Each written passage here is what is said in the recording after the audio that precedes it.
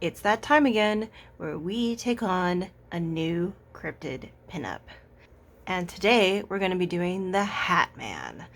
Though technically the Hat Man is not a cryptid per se, he does come up in a lot of folktales and eyewitness accounts. So we are going to do our take on him today. How many times am I going to say that? First, we need to remember which one of these squares he was supposed to go into. And second, we're going to tell Rizzy to stop trying to make friends with the hamster. Rizzy might have to sit this one out.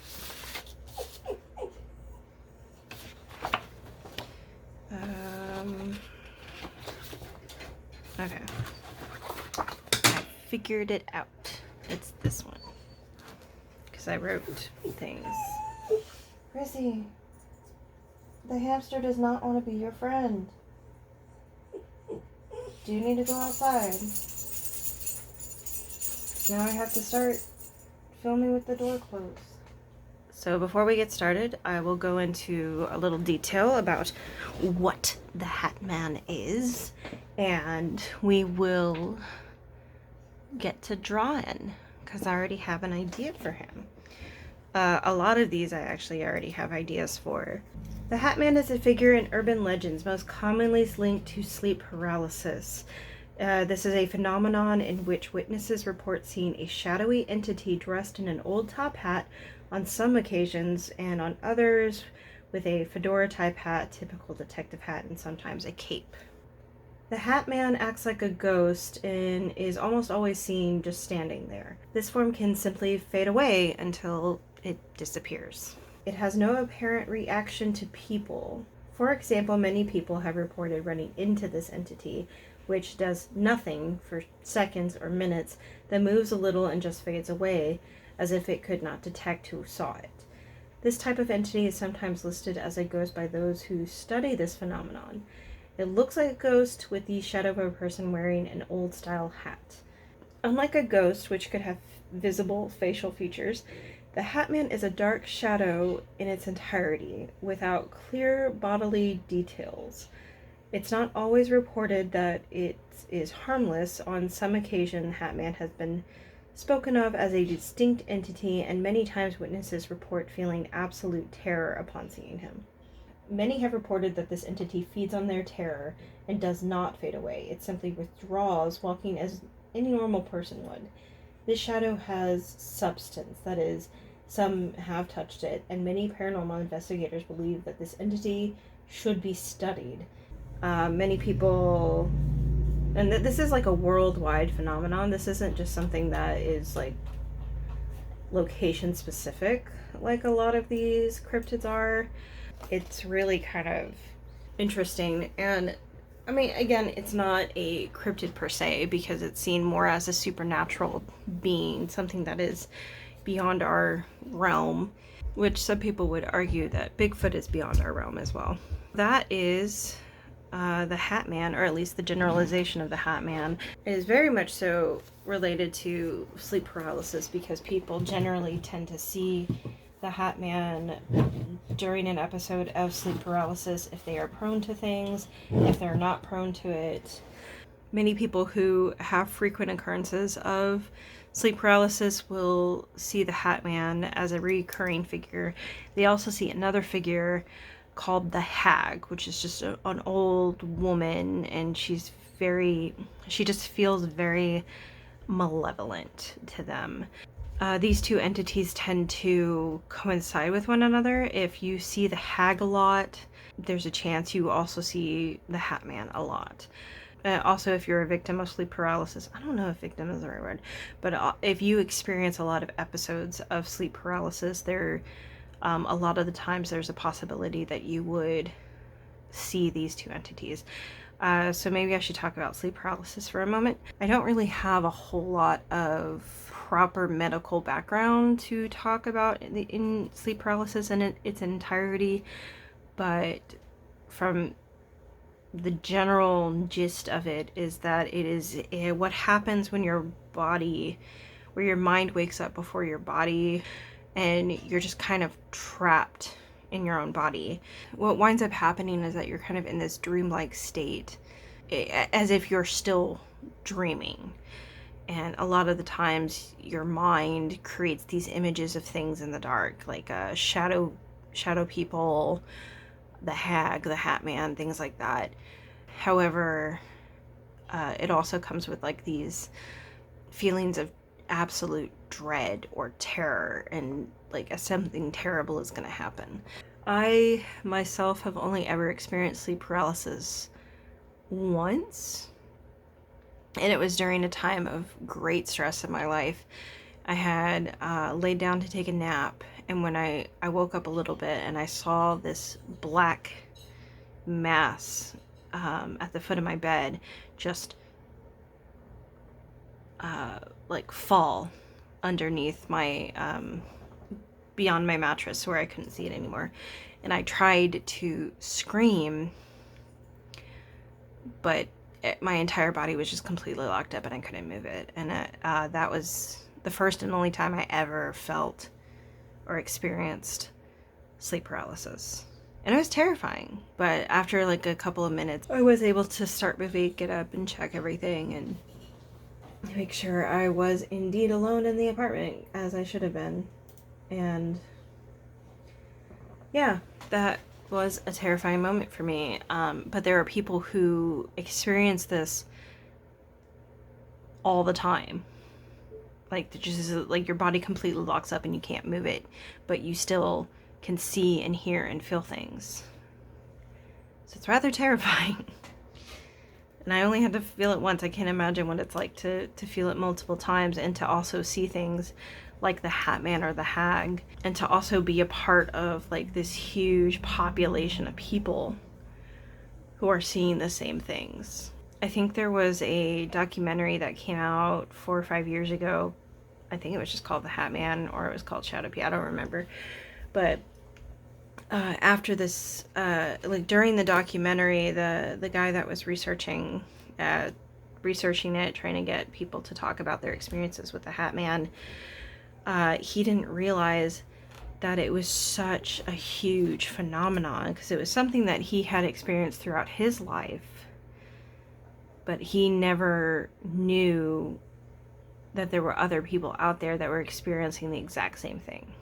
And so it kind of created this whole just culture, I don't know, community? Yeah, it created this whole community of people that all experience the Hat Man or the Hag or sleep paralysis in general, or they all see shadow people, and a lot of them became paranormal investigators, to say the least. But yeah, so it is a very interesting topic, and I do recommend that you look into it if you like that sort of thing. But for today, we're just gonna draw a pinup, so let's get started. I don't really have anything to talk about. I haven't really needed to talk about anything. My life is kind of going in weird directions, but that's not anything new. I am just enjoying taking it one day at a time, which is the most anyone can ask of me right now. But yeah, I've been really trying really hard to kind of get back into doing these videos, because I really do enjoy doing them. The problem is I just feel like I don't have the energy to do them, so I wind up not doing it. And then I get onto Minecraft and build like a giant mansion with like thousands and thousands of blocks, and it's like I could be doing this instead and finishing this project, but instead I'm focusing all of my creative energy into something that no one is ever going to see outside of my friend group. So because I say I don't plan on putting Minecraft stuff on my gaming channel, but that's a lie. Like, there's so many things I want to do with Minecraft, and I would love to have to like just share that, because that's why I do a lot of this, is I have a lot to share with the world, and I want to share what I do. Should I move him? One thing to say, it's like, oh, I'll do it tomorrow, I'll start it tomorrow. It's like, you really have to force yourself to do stuff. Like, it's not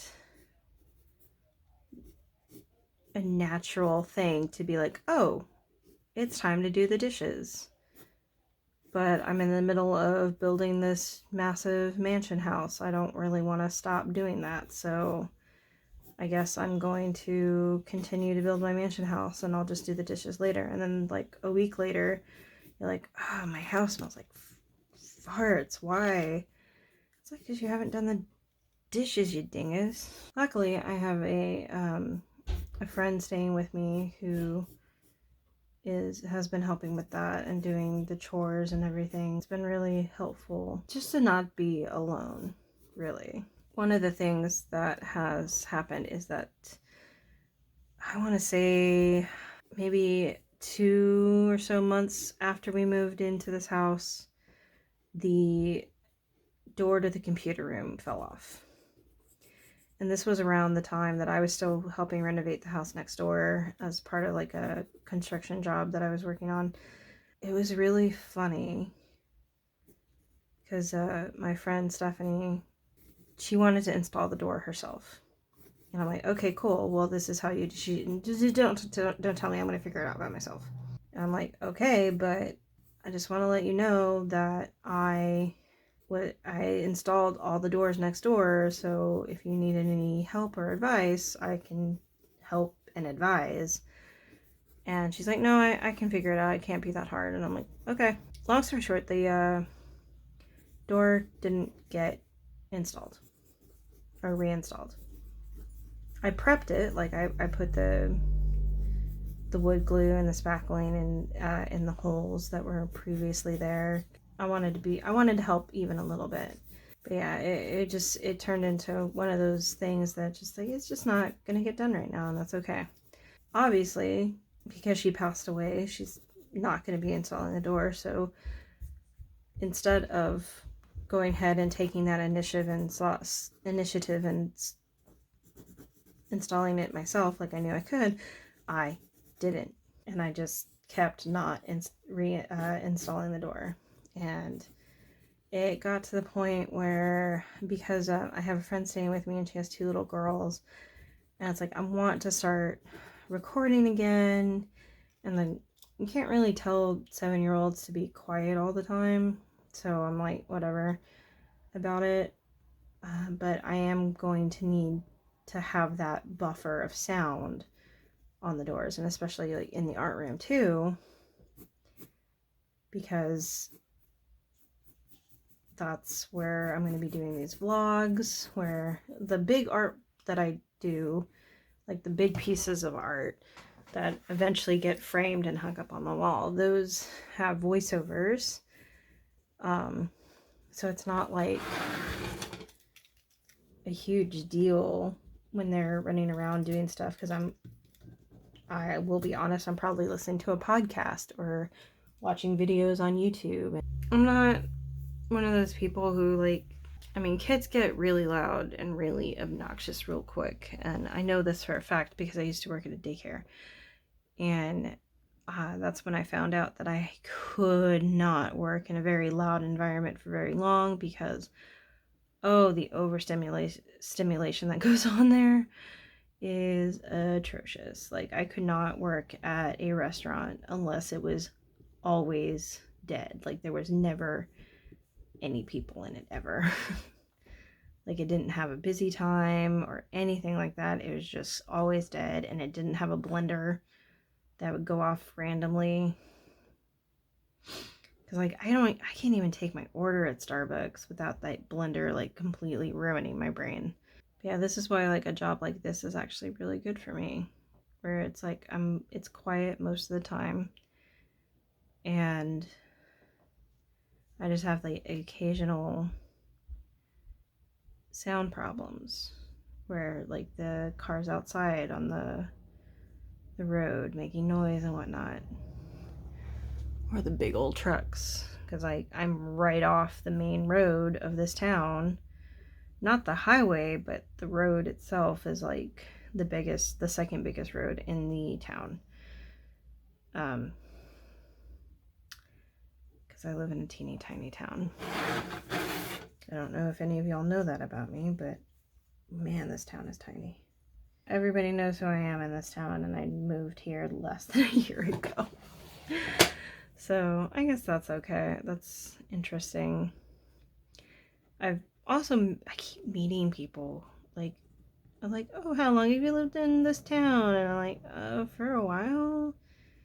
I mean, not a while, but long enough to be like, oh yeah, I know where that is. Or, oh yeah, I gotta go up to the bigger small town, go and do my groceries because this grocery store here is like stupid expensive, and like even the people that work there can't afford to shop there, and yeah, it's a problem. It's not a food desert because there is plenty of like, there is a grocery store here, but it might as well be a food desert because it's like not affordable. Yeah, the one thing I don't like about Oregon, I mean, there's a lot of things I love about Oregon, but one of the things I'm not super keen on is how just expensive it is. The minimum wage even is like,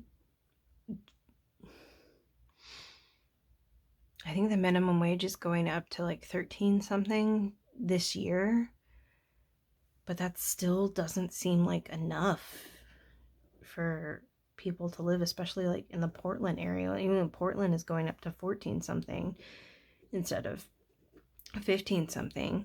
But no, I really do like living here just because it's so good. Like, the weather is always amazing. Like, even when, like, today is like a nice cloudy day and it's like gonna be drizzling on and off, it's fine. But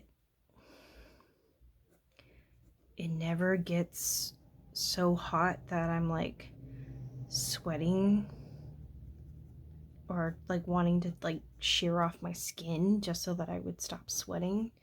And I also feel like one of the biggest things about Texas is just like during summertime, I would just lose all of my energy and all of my patience because it was just so hot and so gross. I was just an unbearable person during the summer. But there's another thing about the Hat Man that the Wikipedia article didn't really go into, and it's that sometimes you do see his face, and it's just like this pale white face, and it's just smiling at you with like this big old Cheshire grin, and it's so unnerving. Like, the documentary had a reenactment of like one person's experience where the Hat Man. This was not a sleep paralysis episode. This was this happened while the person was awake, allegedly. They were just sitting on their couch watching a movie, and they look over, because there was like movement out of the corner of their eye, and they look over, and the Hat Man is just like hanging out of the closet staring at them with this big old Cheshire grin. It's so creepy. And I think, like, I could not watch that scene just, like, initially because of, like, how much it freaked me out. And, like, I had to, like, stop watching for a minute. Let's hope that this comes out the way I want it to. Because remember, these bleed really badly. Yeah, I know we're going to be losing some detail, but I'm okay with that because, honestly, he's supposed to be, like, a shadow person. And, I guess I should talk about shadow people. They are also mostly experienced during sleep paralysis,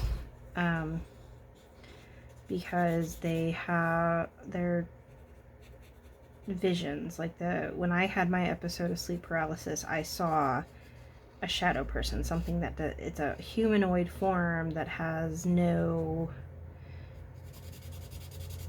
features to it. There's nothing that I can pin down as like, is this already dying? What?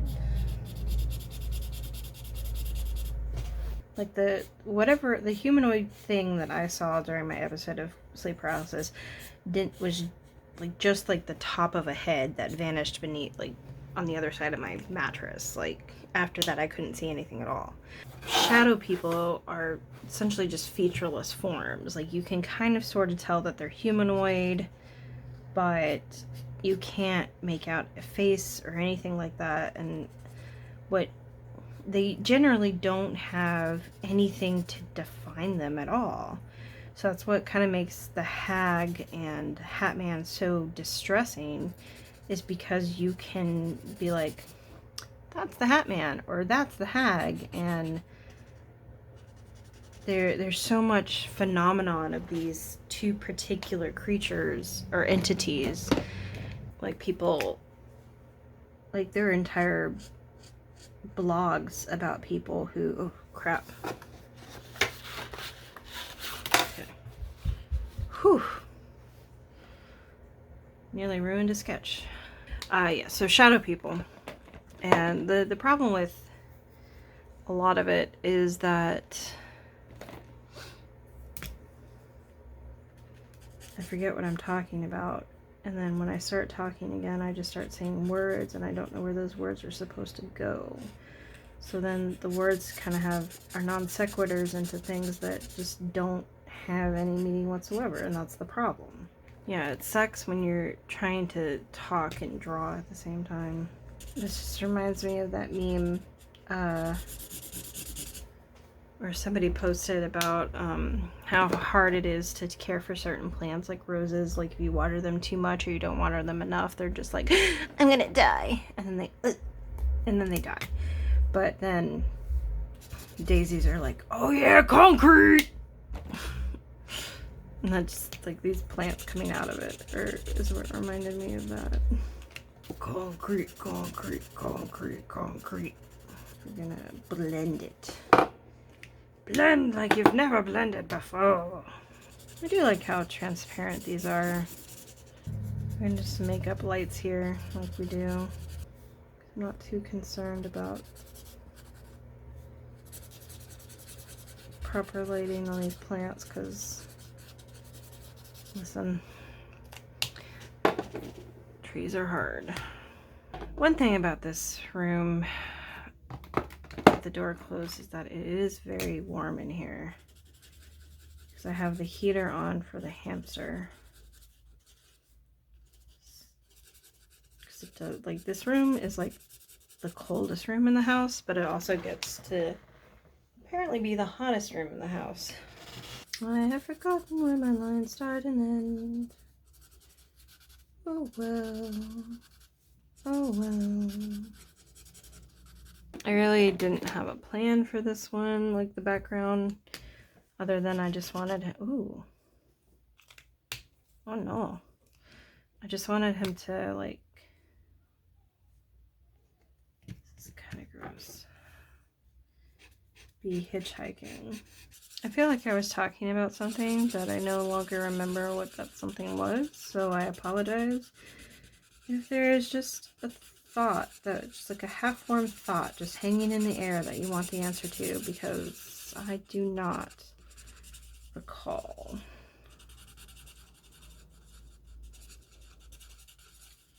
So I'm going to start talking about something that's been on my brain. I almost said noggin because I've been watching Bailey Sarian. So there's this YouTuber, his name is Wanderbots. Wander, WANDERBOTS. And him and his girlfriend, Shell, will sometimes play like, well, he plays like new games every single day, and he showcases the games, and I think that's kind of cool of him. But sometimes he'll play like multiplayers games with his girlfriend, which is also cool. I think she has her own channel. I just haven't ever looked into it, so I don't know for sure, so don't quote me on that. But he's been playing, or he's been streaming one of my all-time favorite games that I never got to finish when I was younger, Dark Cloud, for the PS2. And I don't know if anybody here remembers Dark Cloud, but it was definitely one of my favorite games of that era. And I never realized how much that game influenced the characters I drew until I went back and like was watching like some of his streams that he was doing. I was just like, huh, I've drawn all of these characters and turned them into characters of my own when I was like in high school or maybe middle school. It was very, very early on. So I have a plan for this. I know it's like a lot of green, but this green is gonna get grayified, if that makes sense.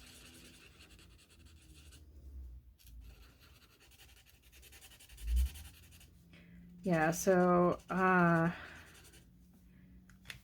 you never realize how much you are like actually influenced by something until like later, I think, which I think is kind of funny. Because like I had a whole story. I was super into like desert stories then too. So like a lot of my stories revolved around the desert, which I'm not entirely sure where that came from. Maybe The Mummy, because I think The Mummy came out around that time too. Or The Mummy 2 did, because I didn't see the first Mummy movie when it came out. I saw the second Mummy movie in theaters, but my family made me sit down and watch the first Mummy movie before we went to go see the second Mummy movie. And I don't even know how I missed the first Mummy. I really don't. But I am so glad that I got to watch that movie because it was great. Oh, I love that movie so much. Like, so very much. Is there anything else? Anyway, I was talking about Dark Cloud.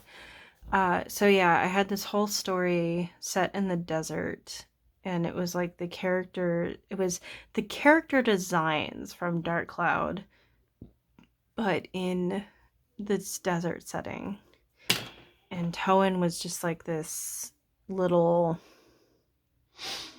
I don't know, there was just something about like the turban hat and the poncho put together that I just really liked. But I gave him long hair and kind of turned him into like a little twink of a boy, like of a teenager. And no, well, Taryn is pretty much a twink, I guess. He's really tiny.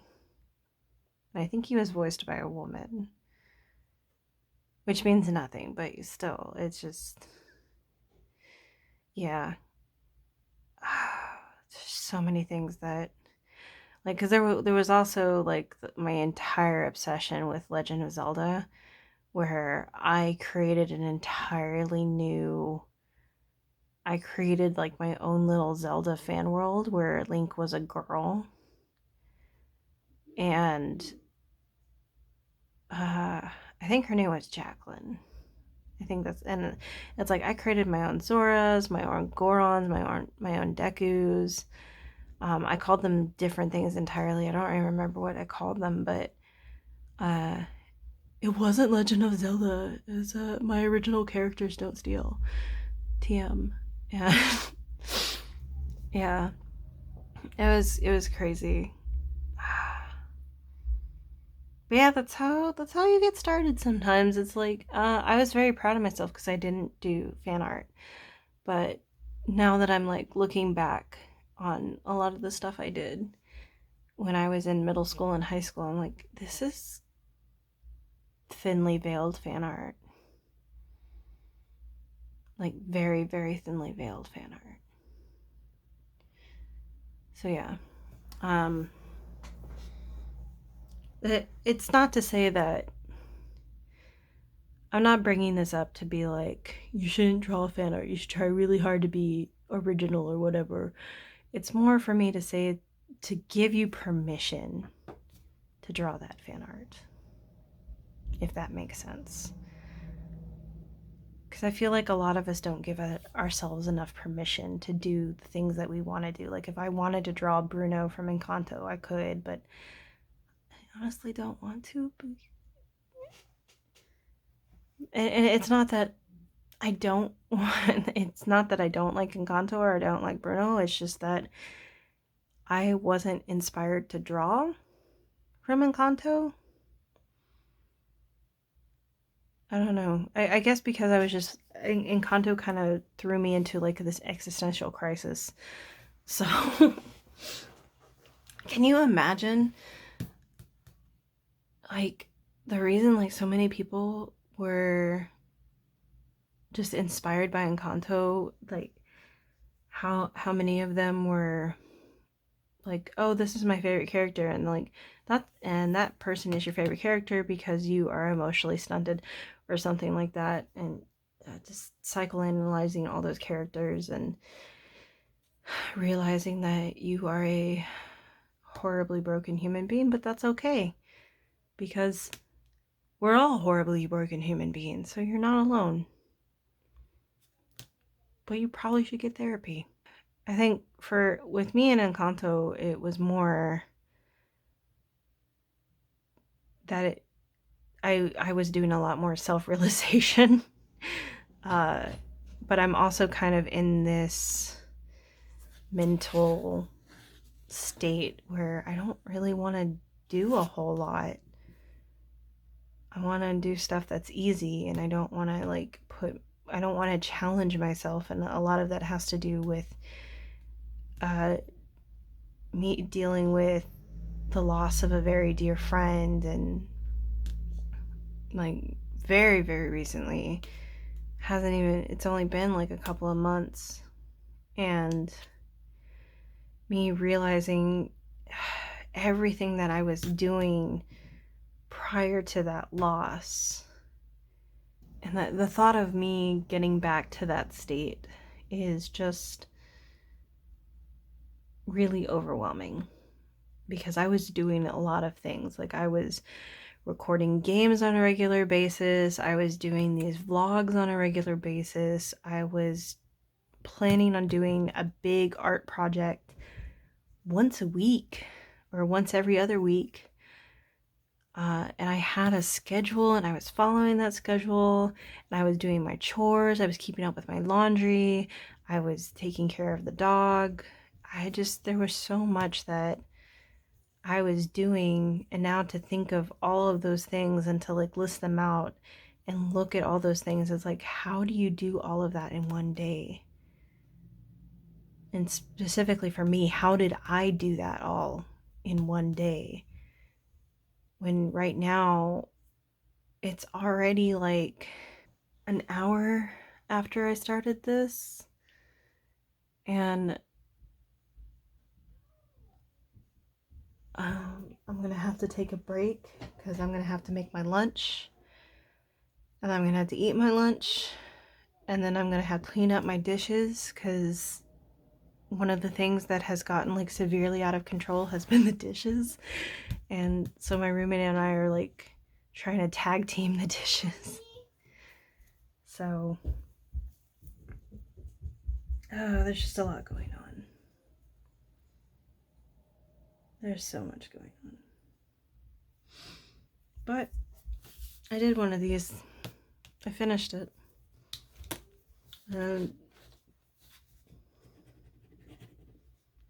This is my first one